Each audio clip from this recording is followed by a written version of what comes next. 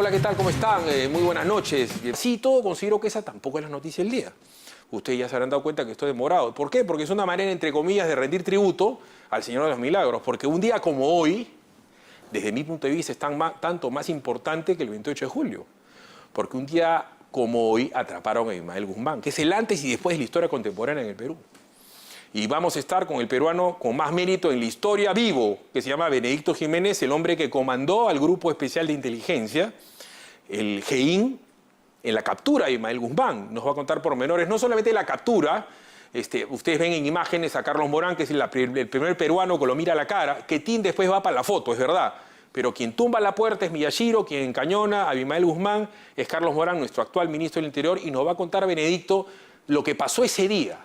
Repito, no es por pasarle la mano. Muchos de nuestros héroes están muertos y son héroes perdedores. La gente del GIN están vivos y tienen para contar. Un día como hoy, el Perú se liberó. Minutos. Coronel, ¿cómo está? ¿Cómo estás, Fili? Gracias por la invitación, muy amable. ¿Qué estaba haciendo usted hace 27 años a las 10:09 de la noche? ¿Dónde estaba? ¿Qué estaba haciendo? ¿Ya había caído Guzmán? No, Guzmán cayó exactamente a las 8:45 de la noche. Una operación que empezó casi al mediodía.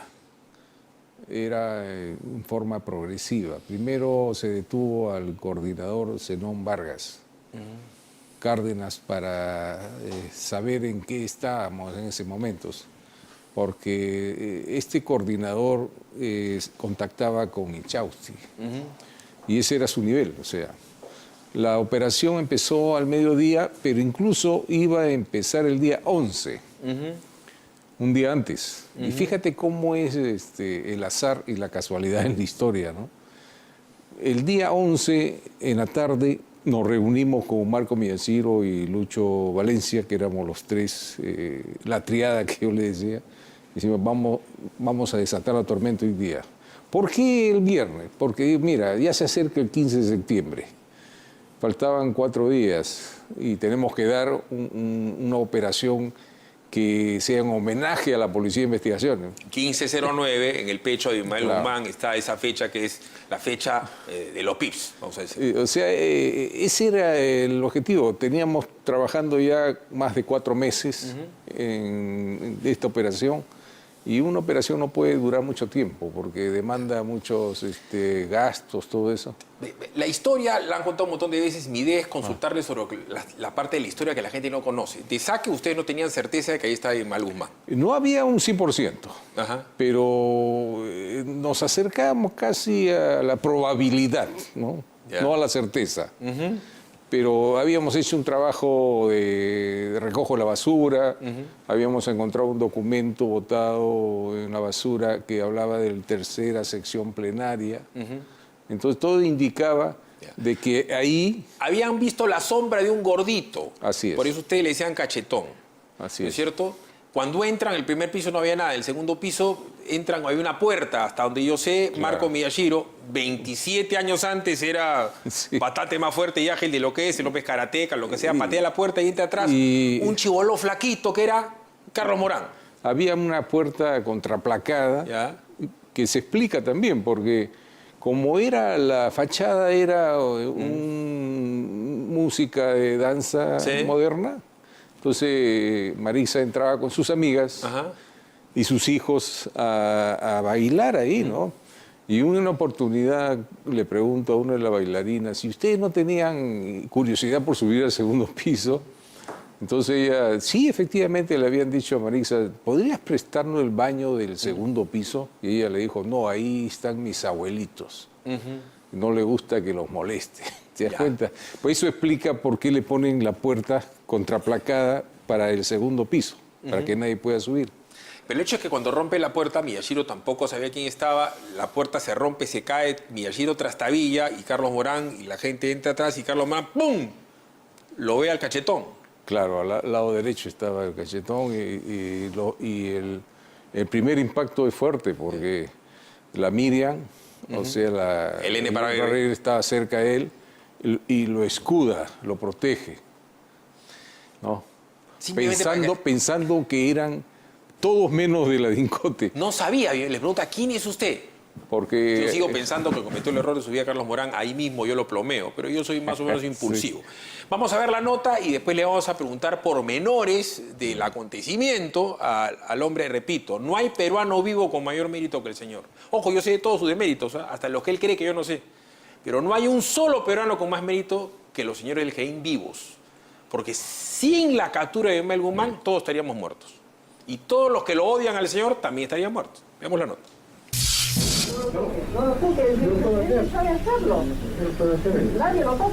La noche del 12 de septiembre de 1992 fue el premio a un arduo trabajo que se había iniciado en marzo del 90, con la creación del Grupo Especial de Inteligencia, el GEIN. Y si no muere, esto quedan los demás. Ese día se logró la captura de Abimael Guzmán, cabecilla del grupo terrorista Sendero Luminoso. Con Benedicto Jiménez y Marco Miyashiro al mando, se llevó a cabo un prolijo trabajo de inteligencia para llegar a Abimael, cuyo paradero era todo un misterio y hasta se dudaba de su existencia. No nos ubicábamos en perseguir a aquellos que cometían los asesinatos o los atentados terroristas. Nosotros nos abocábamos al aparato dirigencial, es decir, a los cabecillas que ordenaban la matanza, que ordenaban los atentados. Un punto de quiebre importante en la historia ocurrió el 31 de diciembre de 1991. Ese día el GEIN intervino varias propiedades, entre ellas la casa de la calle Buenavista, en Chacarilla del Estanque, San Borja. No encontraron a Guzmán, pero sí el famoso video donde se le ve bailando Zorba el Griego.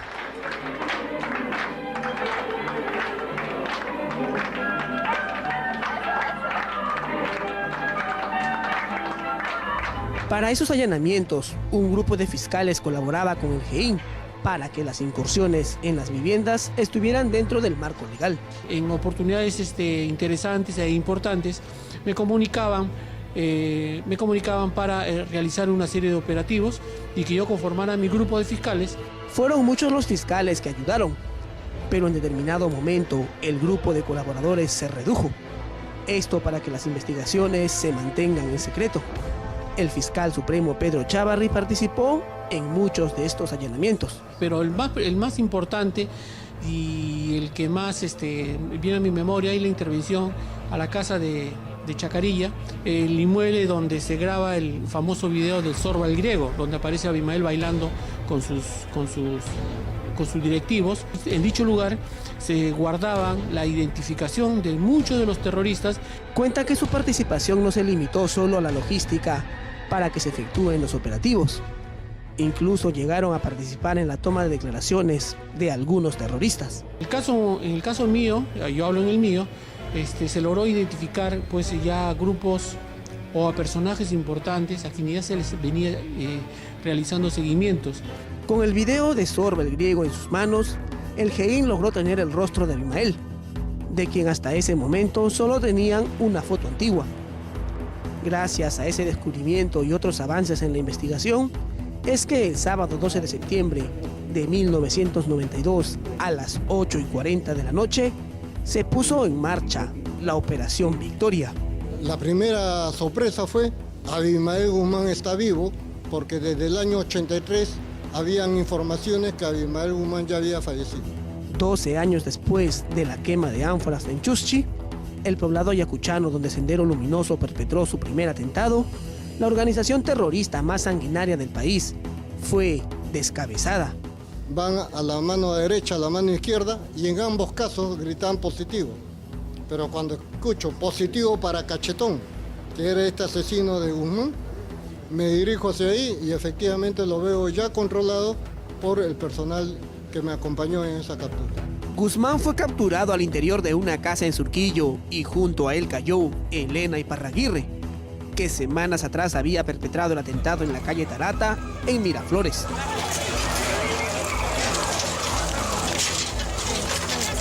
Posterior a la captura llegó el interrogatorio. La República publicó hoy algunas de las preguntas que efectivos del GEIN le hicieron al líder terrorista. Según la publicación, el sanguinario cabecilla de Sendero Luminoso confesó ser quien manejaba ideológica y políticamente a la organización, Negó en todo momento conocer a los demás miembros de la cúpula terrorista, pero admitió ser el líder de lo que él llamó la Revolución Peruana. Con la caída de Abimael, Sendero Luminoso empezaba su declive. La prensa y medios no tardaron en confirmar lo que sería la captura del siglo. Había caído el cachetón.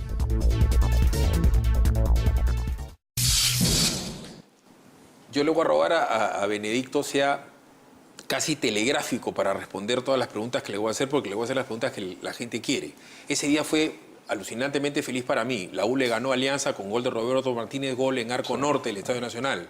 Sí. Julio César Chávez le gana a Macho Camacho y sale el flash, importante captura. ¿Quién le avisa a usted que habían atrapado a Abimael Guzmán y por qué usted no sale en la foto? Si era el jefe de todos, ¿por qué no está ahí? Bueno, a mí me avisó Lucho Valencia a través de la radio. Yo estaba con Quetín Vidal en la jefatura. ¿En la Avenida España? En la Avenida España. En la Avenida España, donde era la fortaleza que le llamaban. ¿Y cómo le dice? Cayó el cachetón. ¿Y en eso cuál es su reacción? ¿Qué se le vino a la cabeza? Bueno, en ese momento yo estaba con el general Quetín Vidal y varios del equipo, porque era una operación que tenía varias aristas, ¿no? No era la única casa que teníamos que intervenir. Entonces, ¿qué hice yo, no? Me alegré, lo agarré de la cintura al general Quetín Vidal, que es pequeñito, y lo tiré al aire. Le dije, general, hemos triunfado. El pueblo ha triunfado, le decía. ¿Por qué no lo enmarrocan? ¿Por qué no la apartan del Iparraguirre? ¿Por qué no le rompen su bandera, de la hoz y el martillo? ¿Lo tratan especialmente bien y todos están serenos? Claro, es que cuando uno trabaja con inteligencia, todos los riesgos están calculados. En primer lugar, nosotros teníamos la idea de que no íbamos a encontrar armas ahí, porque ya en las otras casas que se habían intervenido, como Buenavista y Monterrico, no se encontraron armas.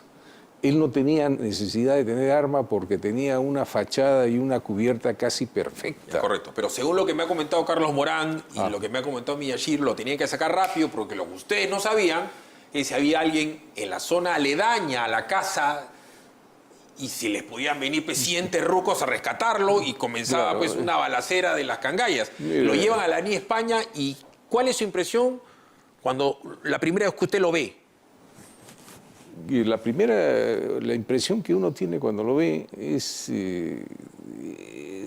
una mezcla de sentimientos, porque uno vive obsesionado durante 3 años pensando en él, o sea, te obsesionas tanto que comienzas a estudiar su forma de qué cosas leía, qué comía, qué fumaba, y cuando uno lo ve, sientes una tranquilidad, ¿no? Usted lo llevó a odiar, ¿no?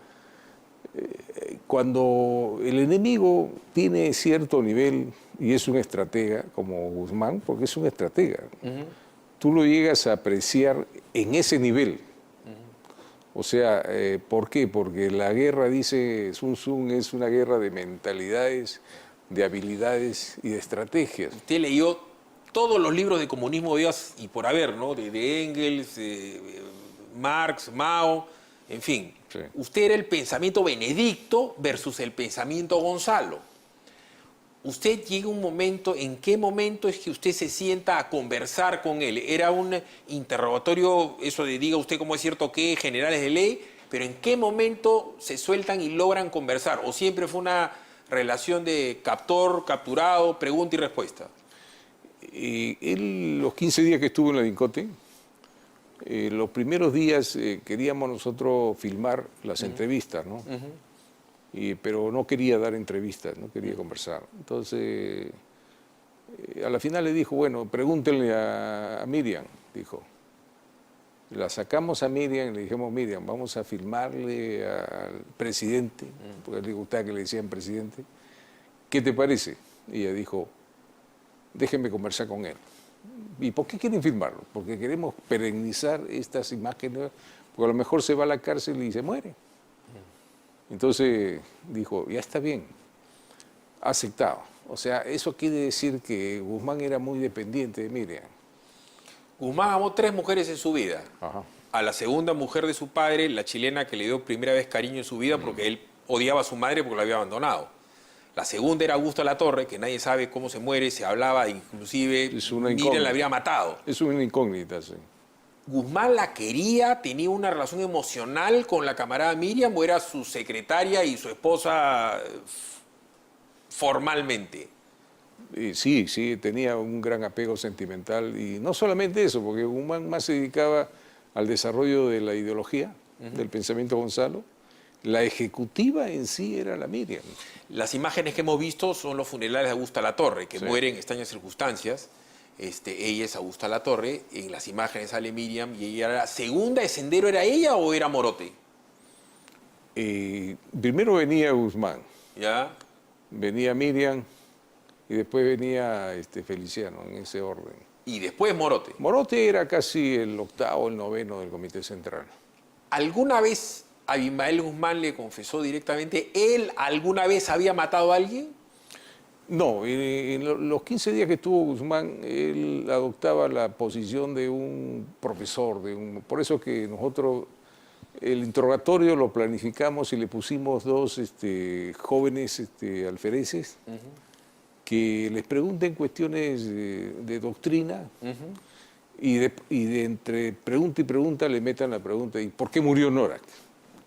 ¿O dónde está Feliciano? Entonces lo agarraban así en el aire, ¿no? Abimael Guzmán es un tipo realmente, especialmente inteligente. ¿Es de verdad bien formado en el marxismo, leninismo, maoísmo? ¿O es un fanático que tuvo el terreno fértil de la Universidad de Huamanga, de muchachos que no eran especialmente cultos y doctos? En una circunstancia específica llegó este veneno que fue, como decían, champú, que le lavó la cabeza a los chicos. ¿O sí era un tipo especialmente formado? Sí, él era bien preparado. Todos los libros que tenía en su biblioteca, nosotros lo teníamos ahí, la biblioteca de Guzmán, y veíamos los libros que él leía, ¿no? Incluso en los eventos que participaba, él hablaba 2, 3 días. Montesinos se molesta porque a él le avisan al final. A Fujimori también le avisan al final. Es más, hay gente que dice que Fujimori no tuvo mérito porque estaba pescando. ¿Fujimori no tuvo mérito en esto? No, no estuvo, él estuvo pescando. Montesinos estaba en una embajada, creo. Nadie les avisó, pues, es cierto, porque nosotros habíamos roto con ellos ya de la época, junio del 91, cuando sacamos a los analistas de inteligencia y yo los voté, que después se convirtieron en el Grupo Colina. Desde ahí rompimos relaciones con el CIN. O sea, Fujimori tuvo una injerencia cuando consigue mediante Boloña un presupuesto especial de la Embajada Americana que se termina perdiendo por algún bolsillo de Quetín Vidal. Sí.